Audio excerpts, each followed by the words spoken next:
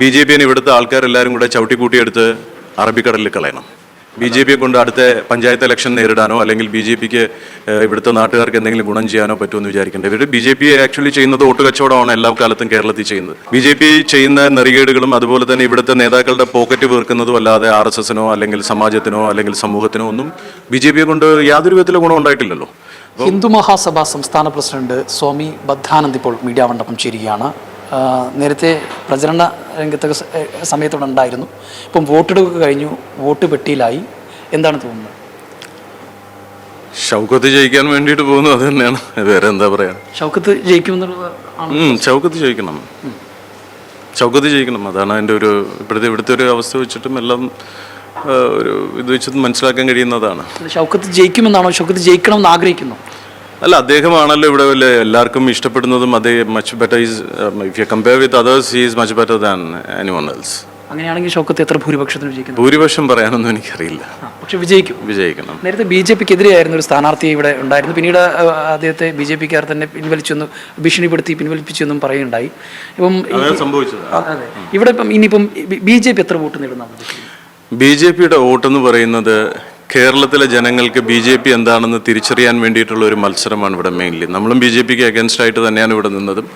ഈ വോട്ട് കുറയുന്നതനുസരിച്ച് BDJസിന് കിട്ടുന്നതിൻ്റെ അത്ര പോലും ഇവർക്ക് നേടാൻ കഴിയാതെ വന്നാൽ അത് വരും, അത് ഉറപ്പാണ്. 12,000 ചില്ലുമാനം BDJs കഴിഞ്ഞ പ്രാവശ്യം നേടിയിട്ടുണ്ടായിരുന്നു. അതുപോലും BJPക്ക് എടുക്കാൻ പറ്റിയിട്ടില്ലെങ്കിൽ BJP ഇവിടുത്തെ ആൾക്കാരെല്ലാവരും കൂടെ ചവിട്ടിക്കൂട്ടിയെടുത്ത് അറബിക്കടലിൽ കളയണം. അല്ലാതെ BJP കൊണ്ട് അടുത്ത പഞ്ചായത്ത് ഇലക്ഷൻ നേരിടാനോ അല്ലെങ്കിൽ BJP ഇവിടുത്തെ നാട്ടുകാർക്ക് എന്തെങ്കിലും ഗുണം ചെയ്യാനോ പറ്റുമെന്ന് വിചാരിക്കേണ്ട. BJP ആക്ച്വലി ചെയ്യുന്നത് വോട്ട് കച്ചവടമാണ് എല്ലാ കാലത്തും കേരളത്തിൽ ചെയ്യുന്നത്. കാരണം BJPക്ക് ജയിക്കണമെന്ന് ആഗ്രഹം ഉണ്ടായിരുന്നില്ല. BJP ചെയ്യുന്ന നെറികേടുകളും അതുപോലെ തന്നെ ഇവിടുത്തെ നേതാക്കളുടെ പോക്കറ്റ് വീർക്കുന്നതും അല്ലാതെ RSSനോ അല്ലെങ്കിൽ സമാജത്തിനോ അല്ലെങ്കിൽ സമൂഹത്തിനോ ഒന്നും BJP കൊണ്ട് യാതൊരു വിധത്തിലും ഗുണം ഉണ്ടായിട്ടില്ലല്ലോ. അപ്പം ഇപ്പോൾ ഈ ഇലക്ഷന് രാജീവ് ചന്ദ്രശേഖറിന് ഇവിടെ താല്പര്യമില്ല എന്ന് പറഞ്ഞു വന്നു. ഇവിടെ ഇലക്ഷന് സ്ഥാനാർത്ഥിയെ നിർത്തില്ല എന്ന് പറഞ്ഞു. അതുപോലും ഇൻഡയറക്ട്ലി അത് CPMനെ സഹായിക്കാൻ വേണ്ടിയിട്ടുള്ള ഒരു ഗെയിമായിരുന്നു. കാരണം അടുത്ത ഇലക്ഷന് 140 മണ്ഡലത്തിൽ മത്സരിക്കാൻ ഇവർക്ക് താല്പര്യമില്ല. 40 മത്സരിക്കുള്ളൂ, അതിൽ 10 ജയിച്ചാൽ മതി എന്ന് പറഞ്ഞൊരു ഡീല് വെച്ചിട്ടുള്ള ഒരു മൂവാണ് ഇപ്പോൾ ഇവർ നടത്തുന്നത്. അപ്പോൾ അതിൻ്റെ ഭാഗമായിട്ട് ഇവിടെ വന്ന് നിലമ്പൂരിൽ മത്സരിക്കില്ല എന്ന് പറഞ്ഞു. അപ്പം നമ്മൾ ഹിന്ദു മഹാസഭ വളരെ പ്രഷർ കൊടുത്തുകൊണ്ട് നാണം കേട്ട് വീണ്ടും അവർ ഒരു സ്ഥാനാർത്ഥി വെച്ചു. അതും ഒരു കേരള കോൺഗ്രസ്സുകാരൻ, പാർട്ടിയുടെ ഐഡിയോളജി എന്തെന്നറിയാതെ തലേദിവസം വരെ കേരള കോൺഗ്രസ് ഇരുന്ന ഒരാളെ പിടിച്ച് അടുത്ത ദിവസം ഇതാക്കി. ഇതെല്ലാം ജനം കാണുന്നതല്ലേ. പിന്നെ അതുപോലെ തന്നെ ബിസിനസ് ജനതാ പാർട്ടി എന്ന് ഞാൻ തമാശയ്ക്ക് പറയുമെങ്കിലും അത് കാര്യമാണ്. ഇവിടെ ഗൂഡല്ലൂർ തൊട്ട് ഇങ്ങോട്ടുള്ള വഴിയെല്ലാം ഇവർ പറഞ്ഞെന്താണ് 4 വരി പാതയാക്കും അവരൊക്കെ വോട്ട് കൊടുത്താൽ. അതുപോലെ ഇവിടുത്തെ ക്യാൻസർ സെൻ്ററിലുള്ള ആൾക്കാർക്ക് അത് വികസിപ്പിക്കും. വോട്ട് കൊടുത്താൽ മാത്രമേ ഒരു പൊതുപ്രവർത്തകൻ ഇങ്ങനെയൊക്കെ ചെയ്യാൻ പാടുള്ളൂ. അപ്പോൾ അതിലെന്താ ആത്മാർത്ഥതയുള്ളത്? ഒരു പൊതുപ്രവർത്തകൻ ഒരു സന്യാസിയെ പോലെ പ്രവർത്തിക്കണം, പ്രതിഫലം ഇച്ഛിക്കാതെ. ഇപ്പോൾ എനിക്കിവിടെ എന്തെങ്കിലും ഉണ്ടായിട്ടാണോ ഞാനിപ്പോൾ വരുന്നത്? ഞാൻ പറഞ്ഞല്ലോ, ഇവിടുന്ന് ഇലക്ഷൻ കഴിഞ്ഞാൽ ഞാനിവിടെ ഉണ്ടാവും. ഇവിടുത്തെ ആദിവാസികളുടെ കാര്യത്തിനും ഇവിടുത്തെ സാധാരണക്കാരുടെ വിഷയത്തിനും ഇവിടുത്തെ എല്ലാ മതക്കാരുടെ കാര്യവും മതവും ജാതിയും നോക്കാതെ ഞാനിവിടെ ഉണ്ടാവും. ഞാൻ വന്നു പോയിരിക്കും. അതിനുവേണ്ടി തന്നെ നമ്മളൊരു ഒരു ഓഫീസ് തന്നെ ഈ ഏരിയയിൽ നമ്മളിപ്പോൾ പ്ലാൻ ചെയ്യുന്നു. നേരത്തെ പറഞ്ഞിരുന്നു BJPയും LDFും തമ്മിൽ അല്ലെങ്കിൽ CPM തമ്മിൽ അവിധ ബന്ധം ഉണ്ടെന്നും വോട്ട് കച്ചവടം നടക്കുമെന്നും നേരത്തെ ആരോപിച്ചിരുന്നു. ഇപ്പോൾ അങ്ങനെ സംഭവിച്ചിട്ടുണ്ടോ? BJPയെ ജയിപ്പിക്കാൻ CPMനെ ജയിപ്പിക്കാൻ വേണ്ടിയിട്ടാണ് BJPയുടെ എല്ലാ നീക്കങ്ങളും. കാരണം ഇവർക്ക് തമ്മിൽ ഭയങ്കര അലയൻസ് ഉണ്ട്, നല്ല അലയൻസ് ആണ്. ഇവരുടെ അന്തർധാര ചെറുതല്ല, നല്ലതാണ്. അതിൻ്റെ ഒരു എക്സാമ്പിൾ തന്നെ ഇപ്പോൾ ഭാരതം മാതാവ് എന്ന് പറയുന്ന ഭാരതാംബ എന്ന് പറയുന്നത് അതൊരു ദേവിയല്ല, അത് നമ്മുടെ ഭാരതത്തിൻ്റെ ഒരു ദേവീ രൂപത്തിലെ ഒരു സങ്കല്പമാണ്. ഈ രാജ്യത്തുള്ള ഏറ്റവും കൂടുതൽ സ്വന്തം അമ്മമാരെ സ്നേഹിക്കുന്ന മാതൃസ്നേഹമുള്ള വ്യക്തികളാണ് ഈ ഭാരതാംബയെ സ്നേഹിക്കുന്നത്. ഭാരതാംബ എന്ന് പറഞ്ഞാൽ സ്വന്തം അമ്മയെ പോലെ കണ്ട് സ്നേഹിക്കുന്നതാണ്. ദേശീയവാദികളുടെ മാതാവാണ് ഈ രാജ്യത്തിൻ്റെ മാതാവ്. ആ മാതാവിനെ നിഷ്കരുണം ഇവിടെ ഈ CPMമാർ ആക്രമിക്കുന്നത് കണ്ടിട്ട് എന്തെങ്കിലും ഒരു ഖമ എന്നൊരു അക്ഷരം ഈ BJP നേതാക്കൾ സംസാരിക്കുന്നുണ്ടോ? അപ്പോൾ അത്രയും തന്നെ അത്ര പോലും മാതൃസ്നേഹമില്ല. ഇവർ രാവിലെ ഗോമാതാക്കി ജയെന്ന് വിളിക്കും, വൈകിട്ട് സുരേന്ദ്രനൊക്കെ ചെന്നിട്ട് 2 ബീഫ് റോസ്റ്റ് മേടിച്ച് തിന്നും. അതുപോലെ തന്നെ ഇവർ ചെയ്യുന്നത് എന്താണ്? ഭാരത് മാതാ കി ജയ് എന്ന് വിളിച്ചിട്ട് ഇവരെന്താ ചെയ്യുന്നത്? സ്വന്തം അമ്മേനെ ഓൾഡ് ഏജ് ഹോമിലാണ് മിക്കവരും കൊണ്ടിട്ടിരിക്കുന്നത്. ഒരു മാതൃസ്നേഹമില്ല, മാതൃത്വത്തിനോട് ബഹുമാനമില്ല, സനാതനധർമ്മം എന്താണെന്നറിയില്ല. ഇപ്പം നരേന്ദ്രമോദിക്കെതിരെ എന്തെങ്കിലും പറഞ്ഞു കഴിഞ്ഞാൽ ഇവരെത്ര പേര് ഇവിടെ പ്രക്ഷോഭങ്ങൾ ഉണ്ടാക്കുന്നു, സംസാരിക്കുന്നു, പ്രതികരിക്കുന്നു? ചെയ്യില്ല. ഇവർക്ക് മോദിജിയുടെ ചിത്രം വേണം, അവിടെ നിന്ന് കിട്ടുന്ന ആനുകൂല്യങ്ങൾ വേണം ഇവിടെ വന്നിട്ട് ഡീല് നടത്തണം. അതുപോലെ ഇപ്പോൾ ഈ കൊടകരയിലെ കുഴൽപ്പണം കൊണ്ടുപോയ വിഷയവും അതുമായി ബന്ധപ്പെട്ടും അതുപോലെ തന്നെ ഒട്ടനവധി കേസുകൾ ഇപ്പോൾ CPM-കാർക്ക് ഒരുപാട് കേസുണ്ട്. അത് സെൻട്രൽ ഏജൻസി അന്വേഷിക്കുന്നതുണ്ട്. ലോക്കലി അത് BJPക്ക് എതിരെയുള്ള കേസുകൾ സ്റ്റേറ്റ് പോലീസ് ചെയ്യുന്നുണ്ട്. അപ്പോൾ ഇവർക്കിടയിൽ ഒരു ഡീല് നടത്തിയാൽ മാത്രമേ ഇവർക്കൊക്കെ പിടിച്ചിരിക്കാൻ പറ്റുള്ളൂ. ഇവരൊക്കെ നമ്മളെ പോലെ എതിർത്ത് സംസാരിക്കും ആരെങ്കിലും? അല്ലെങ്കിൽ തമിഴ്നാട് രാഷ്ട്രീയം കണ്ടിട്ടില്ലേ? DMK ADMK എന്ന് പറഞ്ഞാൽ മുഖാമുഖം നോക്കത്തില്ല അവരുടെ രാഷ്ട്രീയ നിലപാടിൽ അവർ ഉറച്ചു നിൽക്കും. പക്ഷേ ഇവർ വരുമ്പോൾ രാത്രി ഇവരെല്ലാവരും ഒരുമിച്ച് വട്ടമേശ സമ്മേളനം സ്മോൾ അടിയാണ്. അപ്പോൾ ഇവരെ എങ്ങനെ നമ്പാൻ പറ്റും? ഇവർക്ക് എന്താണ് സനാതന ധർമ്മം എന്നറിയോ? ഇവർ ഹിന്ദുത്വത്തിൻ്റെ പേര് പറഞ്ഞ് ഹിന്ദുക്കൾക്ക് വേണ്ടി എന്ത് ഗുണമാണ് ഇവർ ചെയ്യുന്നത്? ഇവർ RSSനെ ഇത്രയും രീതിയിൽ മോശമാക്കി പറഞ്ഞു. RSS ഒരു ദേശീയ സംഘടനയാണ്. RSS എന്ന് പറഞ്ഞാൽ BJPയുടെ മാതൃസംഘടനയാണ്. ഈ ഹിന്ദു മഹാസഭയിൽ നിന്നുമുള്ള ഹിന്ദു മഹാസഭയുടെ നേതാവാണ് കേശവ് ബൽറാം ഹെഡ്ഗേവർജി എന്ന് പറയുന്നത് RSSന്റെ പിതാമകൻ. അപ്പോൾ അതുകൊണ്ടാണ് നമുക്ക് RSSനെ പറയുമ്പോൾ നമുക്ക് വേദന ഉണ്ടാവുന്നത്. പക്ഷേ ഇവരെ ജനിപ്പിച്ച് RSS എന്ന് പറയുന്നതിനെതിരെ ഇവർ പറയുന്നു എന്തെങ്കിലും ഒരു വേണ്ടി. RSSനെ പറ്റി ഏറ്റവും വലിയൊരു അബദ്ധം എന്ന് പറഞ്ഞാൽ കുറേ മണ്ടപോയ തെങ്ങുകൾക്കും ഇതിനൊക്കെയാണ് ഇവർ വെള്ളം ഒഴിച്ചത്. അത് RSSന്റെ അബദ്ധം പറ്റി. ഈ കേരള BJP ഇവർ സപ്പോർട്ട് ചെയ്തത്. എന്തെങ്കിലും RSSനെതിരെ പറയുമ്പോൾ ഇവർക്ക് പ്രതികരിക്കാൻ ഇവർക്ക് പറ്റാത്തതാണ്. ഇവർക്ക് അതിനോട് പോലും ആത്മാർത്ഥമില്ല. പിന്നെ ഇവരെങ്ങനെ ജനത്തിനോട് ആത്മാർത്ഥത കാണിക്കും? അതോടൊപ്പം തന്നെ ഈ തെരഞ്ഞെടുപ്പ് കാലത്ത് പല വിവാദങ്ങളും ഉണ്ടായിട്ടുണ്ട്. ഏറ്റവും അവസാനം ഉണ്ടായ ഒരു വിവാദത്തിലൊന്ന് എന്ന് പറയുന്നത് ഗോവിന്ദ മാഷ് നൽകിയൊരു ഇൻ്റർവ്യൂ ആയിരുന്നു. അത് ഈ അടിയന്തരാവസ്ഥ കാലത്ത് ജനസംഘവുമായി പ്രവർത്തിച്ചിരുന്നു എന്നുള്ളതായിരുന്നു. അത് കേട്ടിരുന്നല്ലോ. അത് പ്രവർത്തിച്ചിട്ടുണ്ട്. അടിയന്തരാവസ്ഥ കാലത്തും പ്രവർത്തിച്ചിട്ടുണ്ട്. എന്നാൽ നല്ല സ്വയംസേവകരും നല്ല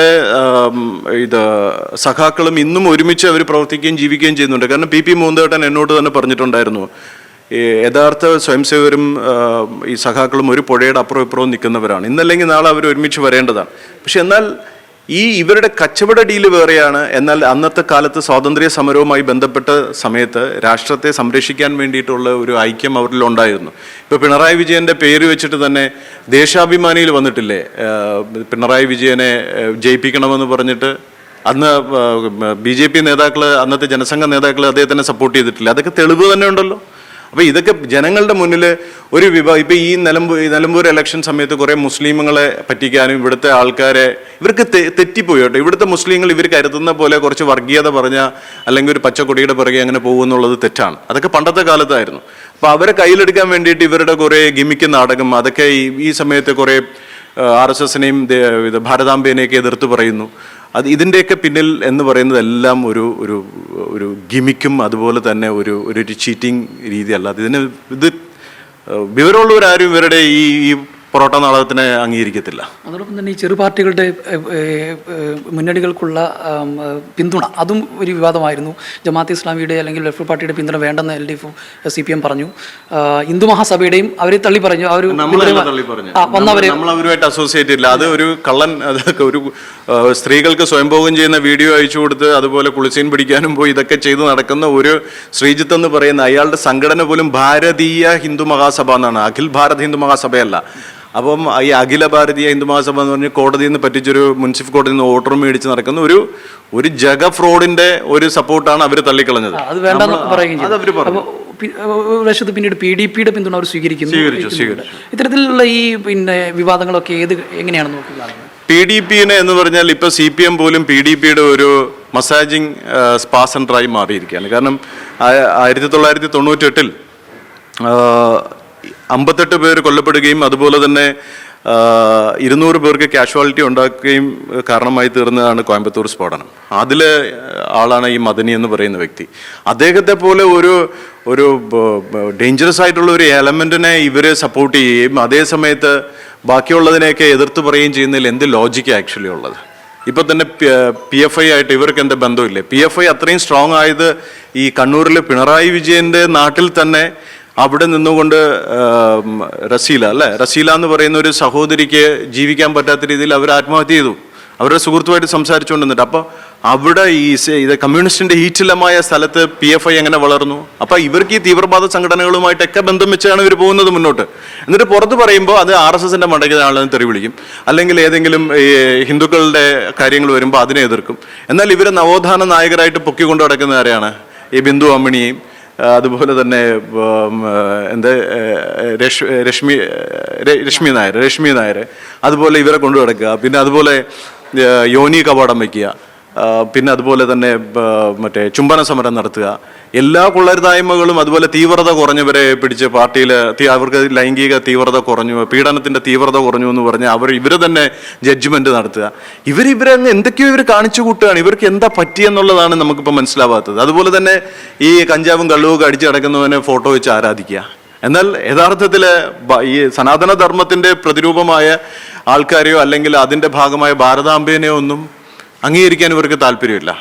ചൈന ജയിച്ചു കഴിഞ്ഞാൽ ചൈനയുടെ കൂടെ നിന്ന് നമുക്ക് ഭരിക്കാമെന്ന് പറഞ്ഞ് ഇന്ത്യയും ചൈനയും കൂടെ ഇതാക്കാൻ വേണ്ടി ശ്രമിച്ച ഗ്രൂപ്പാണ് ഇപ്പോൾ ഈ കിടന്ന് കാണിക്കുന്നത്. ഒരു ബോധവുമില്ല, ഒരു പറയുന്നതിലും ചെയ്യുന്നതിലും ഒരു വ്യക്തതയില്ല.